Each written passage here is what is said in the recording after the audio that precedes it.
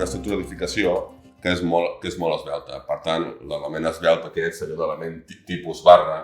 La característica que tenen els elements esvelts és que tenen una dimensió que és molt més gran que les altres dues. Si en aquest cas tenim una barra que és de secció rectangular, doncs qualsevol de les dimensions de la secció és molt inferior a l'altra dimensió, que seria la longitud, no?